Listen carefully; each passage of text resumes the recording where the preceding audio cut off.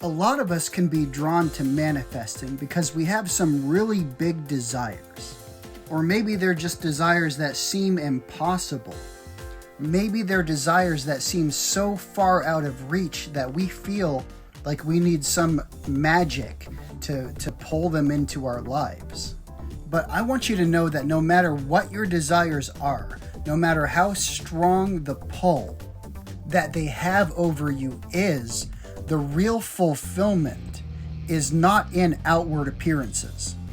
We've just been living our lives looking for outward appearances to give us the permission to be able to feel fulfillment, when fulfillment was always within us to begin with. When you give yourself permission to feel that fulfillment without asking for the permission of external appearances, that is you stepping into the role of the operant power in your life. You're making that personal decision to choose fulfillment over fear, to choose fulfillment over lack. You are choosing your eternal divine self over your limited ego-driven self.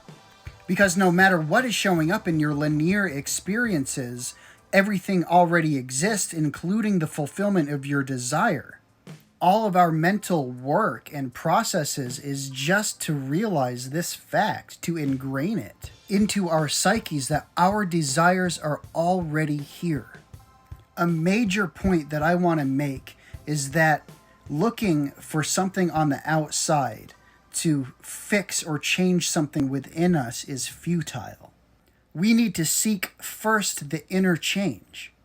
Because without that inner change, even if we see our desires manifest in our external circumstances, it is not going to be the savior that you think it is. This desire is not going to swoop in and fix everything and make you feel glorious all of the time.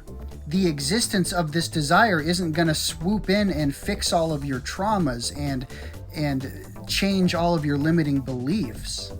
None of this happens from the outside, because you can definitely manifest things into your life that you are not aligned with. You can get that desired outcome and not be aligned with it, but the fulfillment of that desire will be in appearance only. And if it has been manifested out of needy, desperate energy, then this is the energy that you have given it life with. This is what you have brought it into your experience with, this needy, desperate energy. And this communicates that external circumstances are the operant power. It communicates that you are not the conscious creator of your life, but that your happiness and your mood and your beliefs are dependent on what is showing up around you. It's so powerful when you can look inside and you can choose to feel that fulfillment despite anything external. Because the whole reason that you have a desire is so that you can feel the fulfillment of having that desire.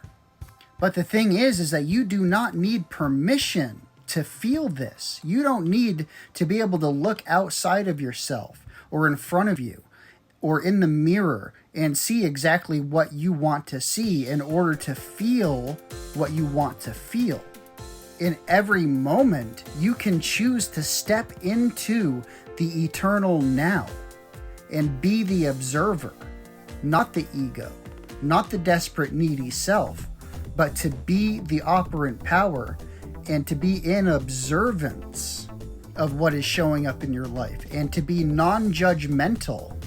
Not saying, well, this is good or this is bad, but to see it as a step in the bridge of incidents towards the fulfillment of your desire. Because remember, you are responsible for assigning all of the meanings to everything that shows up. You can choose to label a setback as a failure.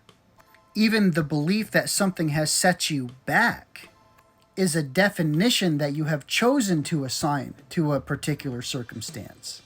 But when you step into your power and you claim your desire as yours, you're claiming a fact. It's just a fact because all possibilities exist. And just because It's outside of your sensory range, your five senses as a human being and limited ego self. It doesn't change the fact that it's yours. And the more that you place your awareness on the fact that it's yours, the more that you are conditioning yourself to align vibrationally with that reality. But just know that we can receive everything we've ever wanted in outward physical form and it still not be fulfilling. Or since we haven't given ourselves the permission to feel fulfillment independent of the external circumstances, then those external circumstances don't have long-term permission to stick around. So the enjoyment of a desire in our objective physical world can never supersede the value of having it within first. Because even if you have it on the outside, if you don't have it on the inside, it's not going to remain in your experience on the outside. It will be fleeting, it will be unfulfilling, because these manifestations are not rooted in your true power. They have their roots in the limitations of physical reality. So when you're saying your affirmations and you're telling yourself that I am worthy, just know that you are worthy and you are worthy of feeling that fulfillment right now. You are worthy of giving that gift to yourself right now in every moment. Because remember, you are the cause. Anything that you perceive outside of yourself is only an effect of the cause, which is you. So no matter if your desire is out in front of you or if it has yet to appear physically, no matter what the circumstances are, we need to remain vigilant. Whether we have our desires or whether we don't, we need to remain vigilant to this internal world. We need to be the gatekeepers, deciding which thoughts and beliefs that we are going to accept for ourselves.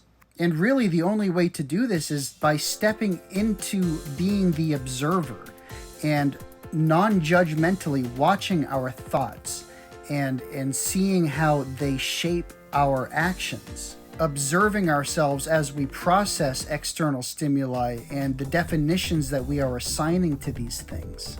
And really, it's forming a relationship with yourself. It's getting to know yourself and accepting communications from yourself so that you can then learn and grow from these communications and naturally be more in line with the things that we want to experience. So just remember that you are worthy of fulfillment and you are worthy of giving this gift to yourself. This is a choice. It's your choice whether or not to give this to yourself.